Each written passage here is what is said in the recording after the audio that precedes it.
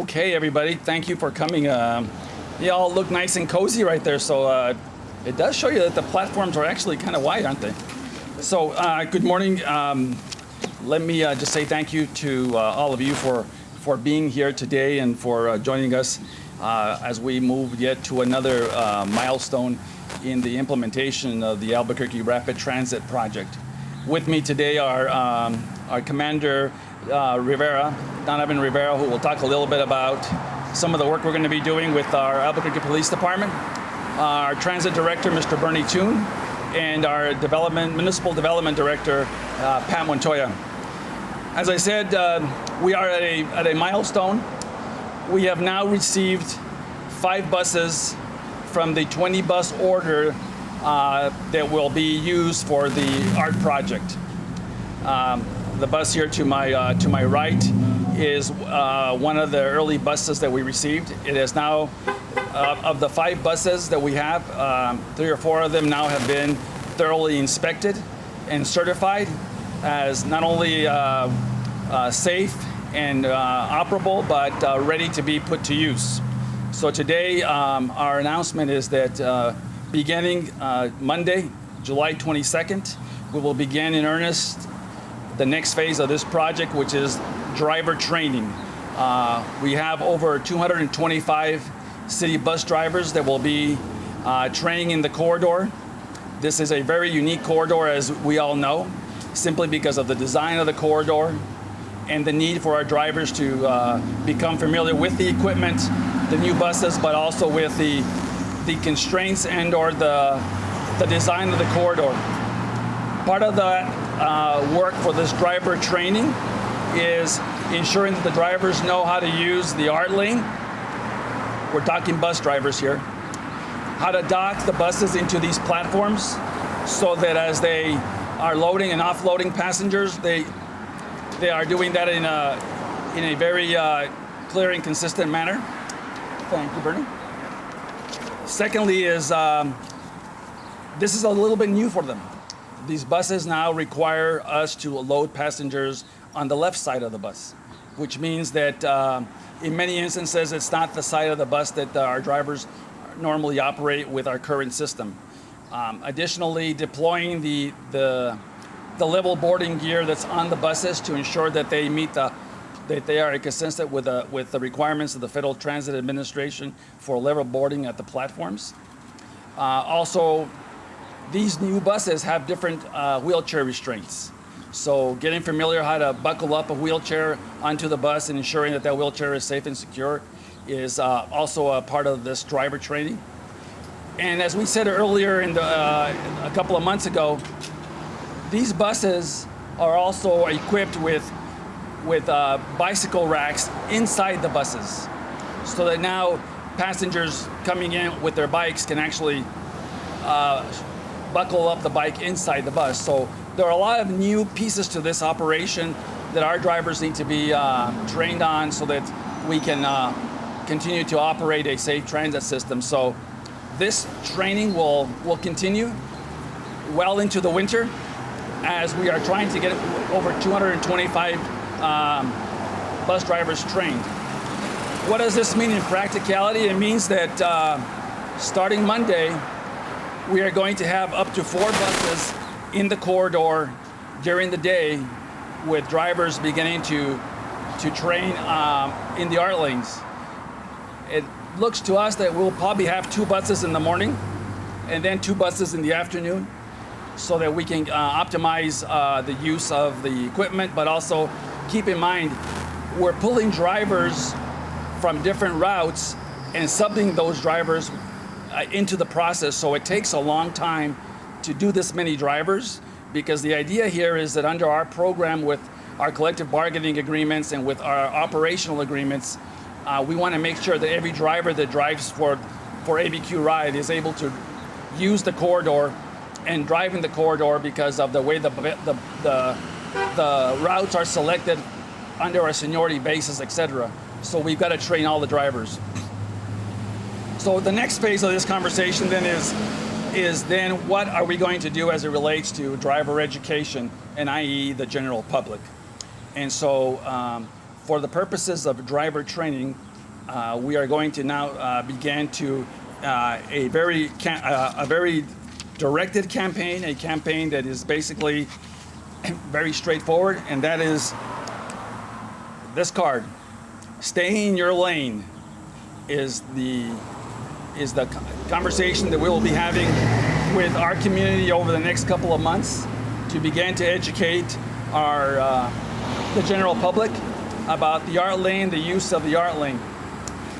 APD is going to be very instrumental in helping us begin that educational program. And today, Commander Rivera is here to talk a little bit about what we will be doing with our APD officers during the course of this driver training period. So let me introduce Officer Rivera. I'm Commander Rivera with the Albuquerque Police Department Traffic Unit. APD, for the most part, has not been issuing tickets for any violations of the art lane, mainly because we want to promote driver education safety and not enforcement. And it's primarily because the buses haven't been using the corridor. Once the buses do start running full-time in these corridors, we're going to be focused on safety for the public, the bus drivers, and the passengers that use the buses for the art. Sure. During the driver training period, we'll pull over and issue warnings to drivers who violate the double white lines, the no left turn, and or illegal left turn and illegal U-turn.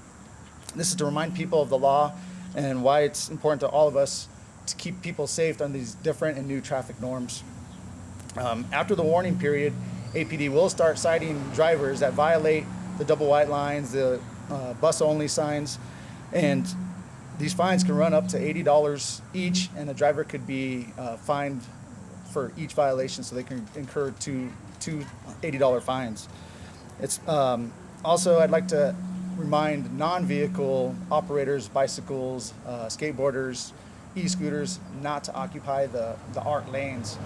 It's also important that delivery type vehicles don't park in the art lanes to offload deliveries.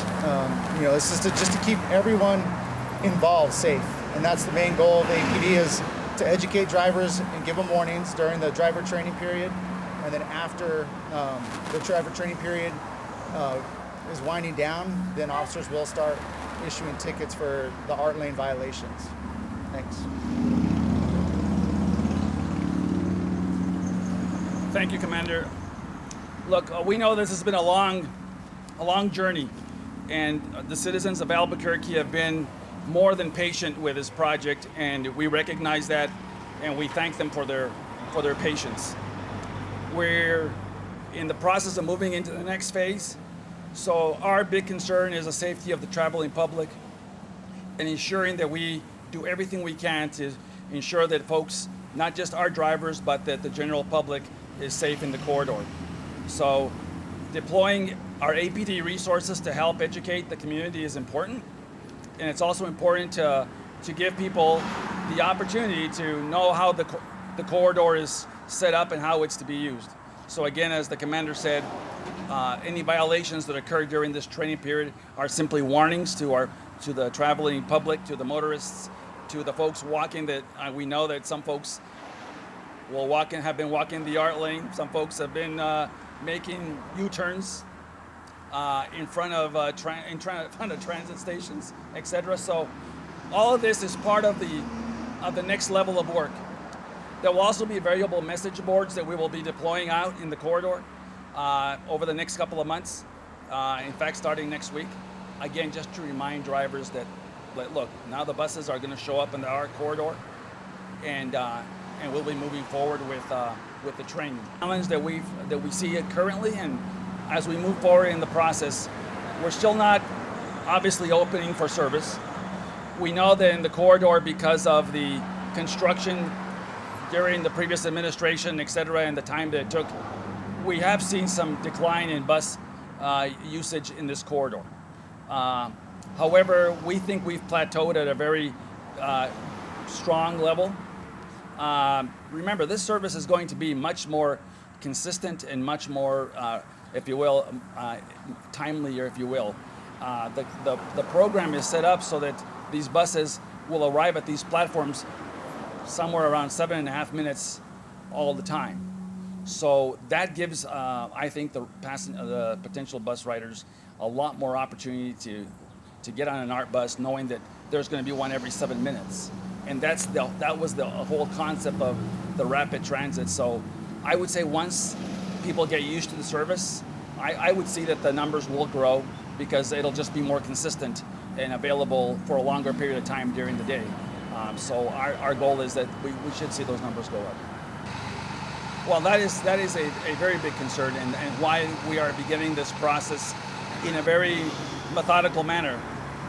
The bus driver training is important, but it's also a beginning to show the community that the bus lanes are becoming active, and ensuring that we're doing this in a methodical manner so that we don't all of a sudden remember, the corridor inevitably, when it's fully operational, will have up to 18 buses potentially in the corridor running all day long.